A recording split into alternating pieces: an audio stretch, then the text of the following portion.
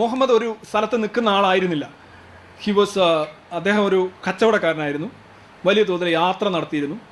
യാത്ര നടത്തുമ്പോൾ Syria, Damascus പോലെയുള്ള സ്ഥലങ്ങൾ, അവിടെയുള്ള ക്രിസ്ത്യൻ ലിറ്ററേച്ചർ, ക്രിസ്ത്യാനികളായിട്ടുള്ള സഹപ്രവർത്തകർ, കൂട്ടുകാർ, ജൂത സാഹിത്യമായിട്ടുള്ള ബന്ധം, ഇദ്ദേഹത്തിന് ഇത്തരം കഥകൾ കേൾക്കുന്നതും അത് ഓർത്തു വെക്കുന്നതും വളരെയധികം വിജയിച്ചൊരു വ്യക്തിയാണ്. പുള്ളിക്ക് ഇഷ്ടമായിരുന്നു. അപ്പോൾ ആക്ച്വലി ഒരു ഡേറ്റ കളക്ഷൻ ബൈ മുഹമ്മദാണ് ഖുറാൻ്റെ അടിസ്ഥാനം. ആ ഡേറ്റ കളക്ഷനിൽ പലതും ക്യൂരിയസ് ആയിട്ടുള്ള ഡേറ്റയാണ്, തെറ്റായിട്ടുള്ള ഡേറ്റയാണ്. പുള്ളി പലതും പകുതിയെ കേട്ടുള്ളൂ. പുള്ളിക്ക് ചിലതിനെക്കുറിച്ച് കൃത്യമായിട്ടുള്ള ധാരണയില്ലായിരുന്നു. പക്ഷെ അവിടുന്ന് ഇവിടുന്ന് എല്ലാം കേട്ടിട്ടുണ്ട്. മുഹമ്മദിൻ്റെ ആ ഖുറാൻ വഴി നമുക്ക് മനസ്സിലാവുന്നത് ഒരു പുള്ളി ഇങ്ങനെ പല പല കാര്യങ്ങൾ ചോദിച്ചറിഞ്ഞ് കേട്ടറിഞ്ഞ് എഴുതി എന്നിട്ട് അതിന് സ്വയം ചോദ്യം ചോദിച്ച് ഒരു ഡേറ്റ കളക്റ്റിംഗ് ഭയങ്കരമായിരുന്നു. അങ്ങനെയുള്ള കഥകൾ അവിടെ ഉണ്ടായിരുന്ന കഥകൾ തന്നെയാണ് മുഹമ്മദ് പറയുന്നത്.